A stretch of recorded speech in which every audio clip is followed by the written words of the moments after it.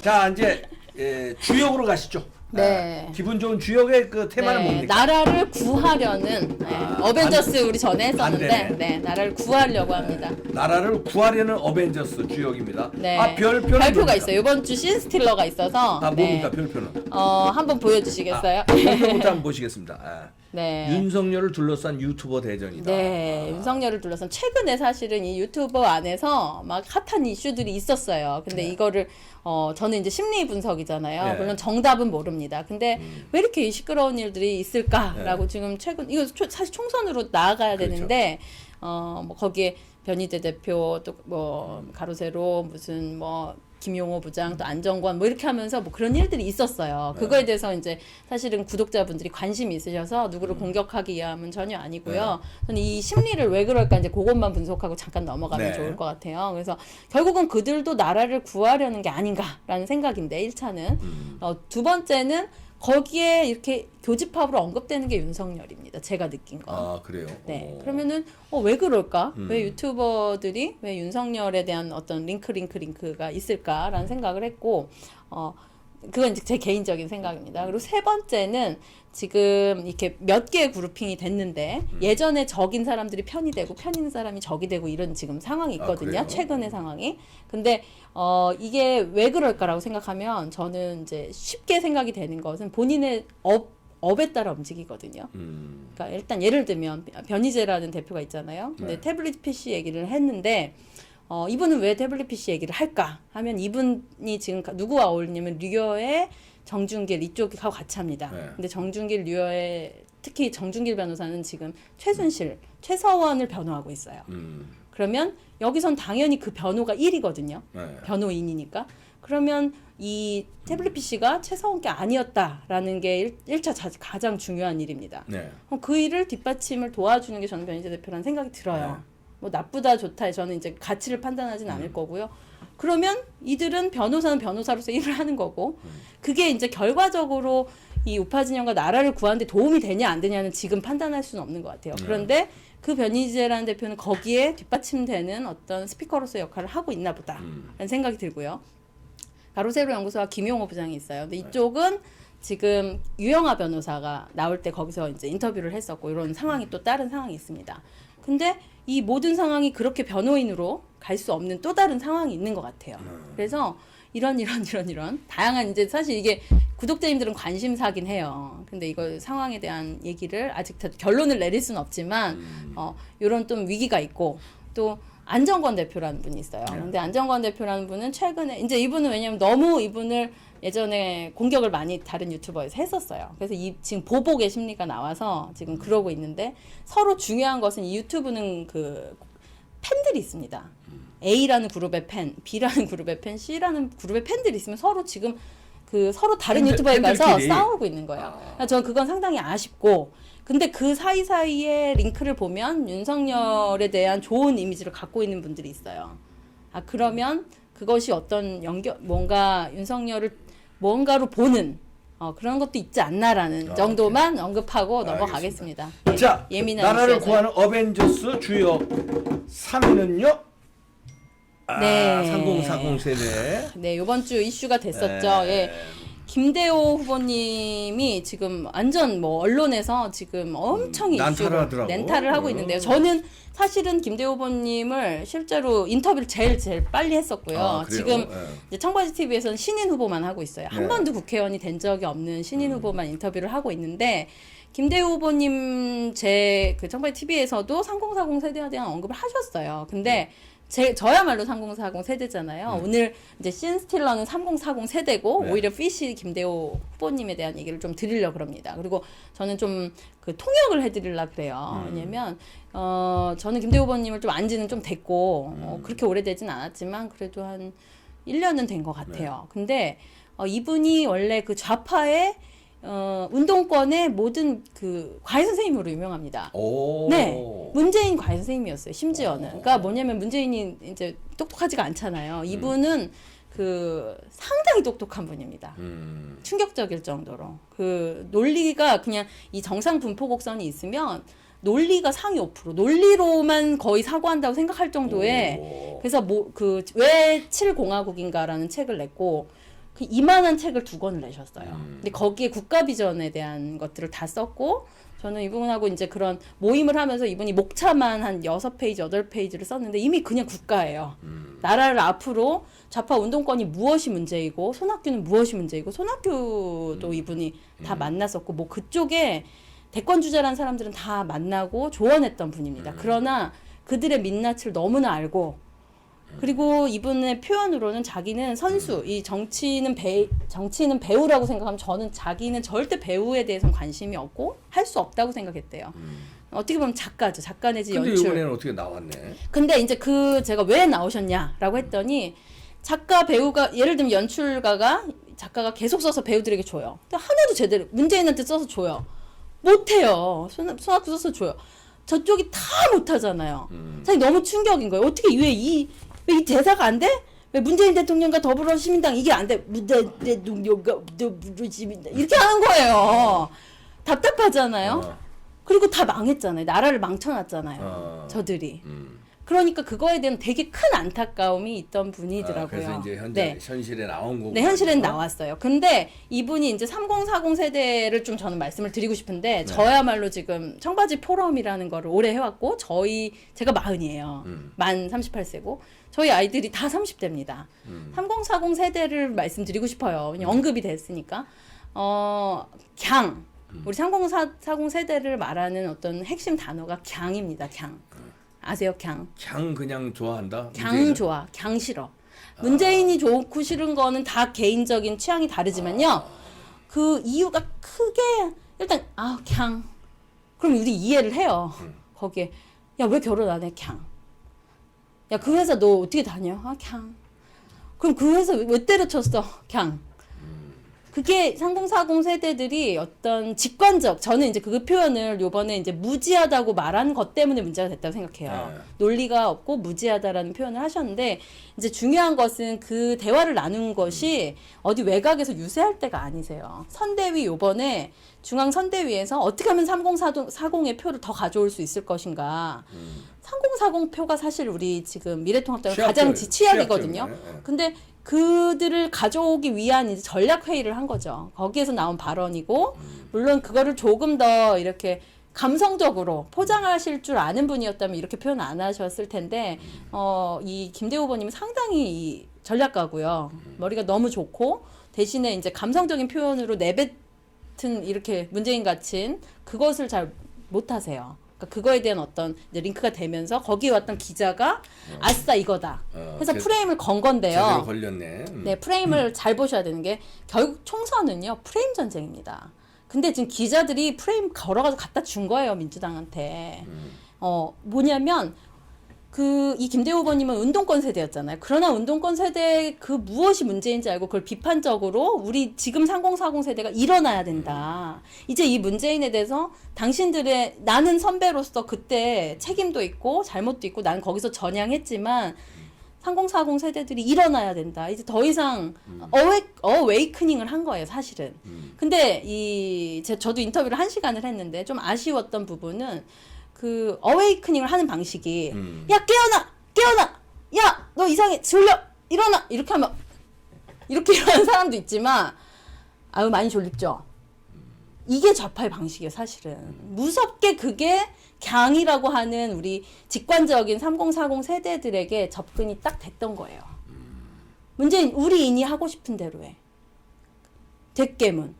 그들은요 너무나 심플하게 갱 컨텐츠를 많이 만들었어요. 네, 그냥 쏙 들어오는. 근데 저는 그러면 많은 친구들이 말해요. 넌 어떻게 자유한국당에 있고 자유한국당을 지지하고 미래통합당에 있어, 신혜야? 우리 세대들은 아무리 봐도 제가 그냥 그 직관적인 세대와 비슷한 세대로 보거든요. 근데 저는 그때 무슨 얘기를 해주냐면 내가 아이를 낳았잖아. 내가 23살에, 그러니까 그 친구들하고 그때 친구들이 저랑 조우를 하거든요. 3040 세대들은요, 지금 거의 결혼을 안 했어요. 60%가 예전 세대면 결혼을 했고, 예전 세대면 어떤 나름의 아이를 낳고 했는데, 지금 이 3040 세대는 결혼을 하기 싫으냐? 그게 아니에요. 너무나 결혼이 하고 싶어요. 너무나 아이가 낳고 싶어요. 근데 결혼을 하고 아이를 낳았을 때 그 상황에 대한 게 그냥 싫은 거예요. 그런 부분들, 직관적이고 그런 이 3040의 세대에 대한 이해가 어떻게 보면 그 기존의 자유한국당 우파 진영에서는 3040을 가져올 수 있는 컨텐츠가 사실 거의 없어요. 네, 그래서 저도 많이 초대도 돼서 정말 청년들 3040 세대가 뭘 원하는지도 말씀도 많이 드리고 저희 이 김대호 후보님인데요. 저는 너무너무 아쉬워요. 이분이 그 논리적이고 딱딱하신 분이 지금 이거를 김대호여가지고 이 호랑이를 들고 정말 오만 곳을 다니시고요.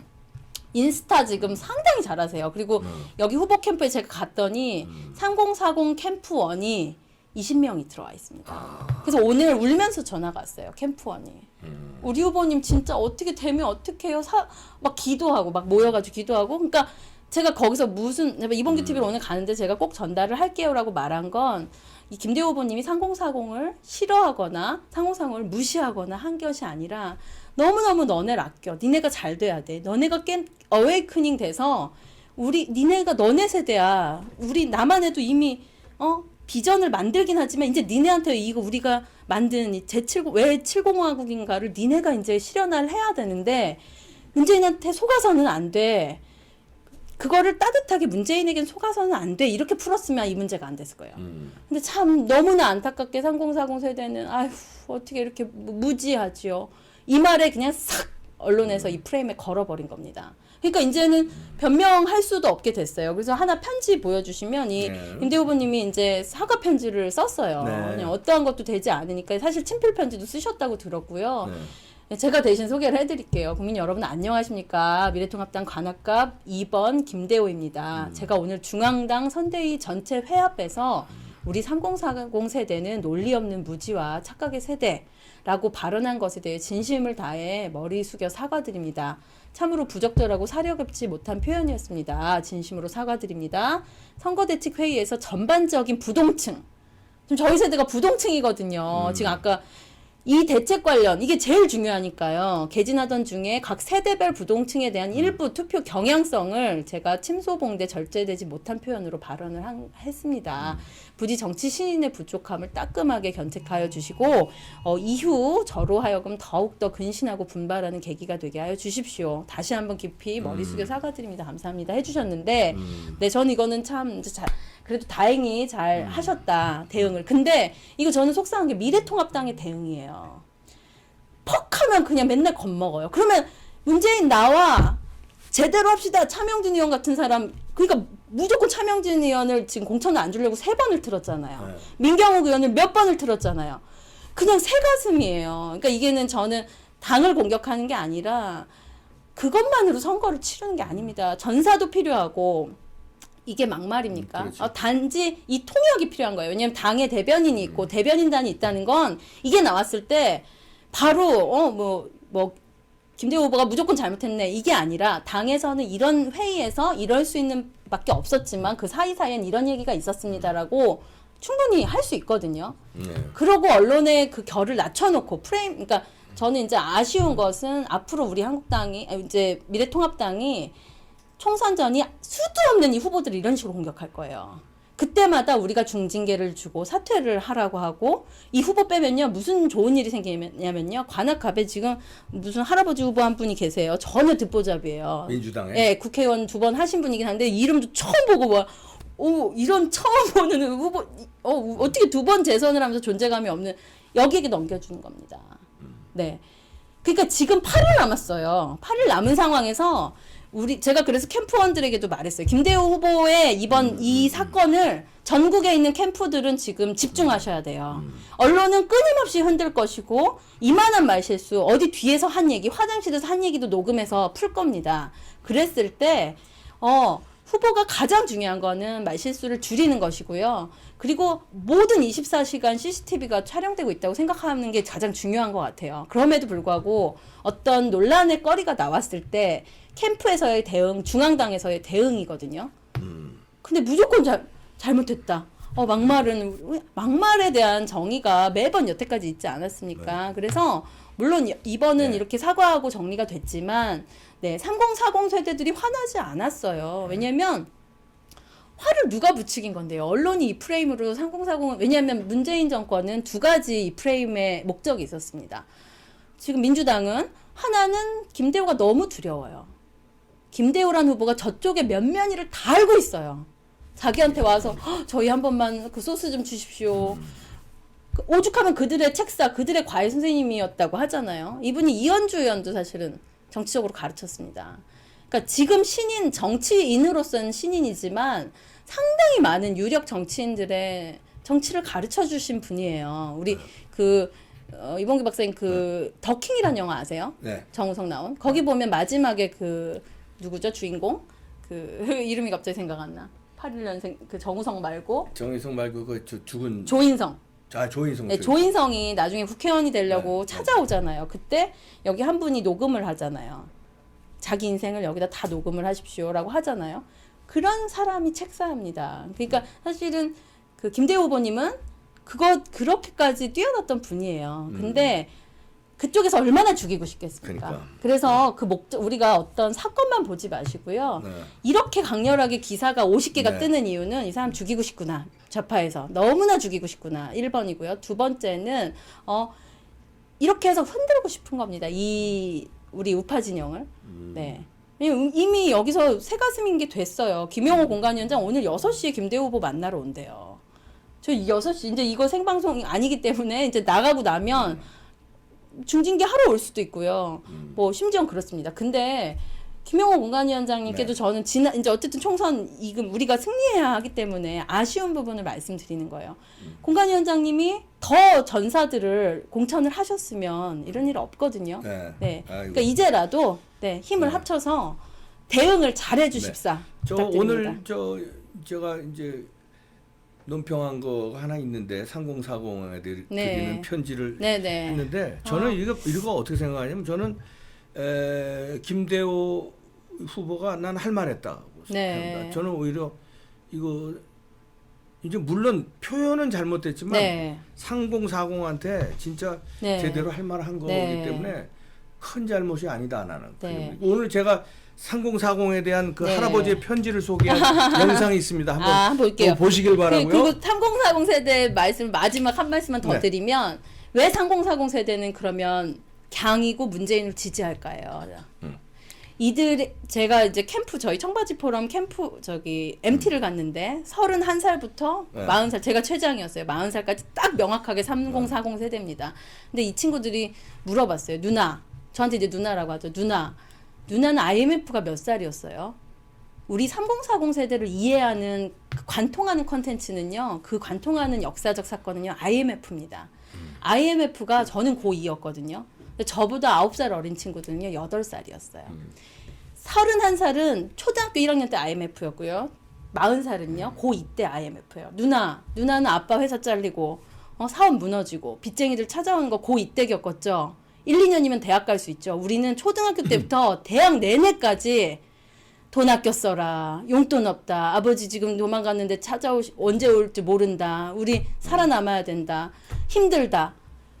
그게 자기네들은 어린 시절이었대요. 그리고 그냥 그 어려움이라는 게 밥을 굶지는 않았지만 항상 정서적으로 여유롭거나 그러니까 이렇게 그럼 자기 즐거움 강이라는 게 왜 그러냐면 자기 즐거움과 자기 직관적인 예를 들면 이런 유튜브 컨텐츠 어떤 이런 IMF를 보수가 가져왔다고 생각하는 거예요? 그들은? 아니요. 근데 왜 문재인을 좋아하는 거예요? 그걸 말씀을 드릴게요. 그들은 제투더 포인트로 가죠. 그들은 지금 문재인은 퍼주잖아요. 어려웠잖아요. 근데 뭐라도 어려운데 우리를 도우려고 하는 이렇게 인식하는 거예요.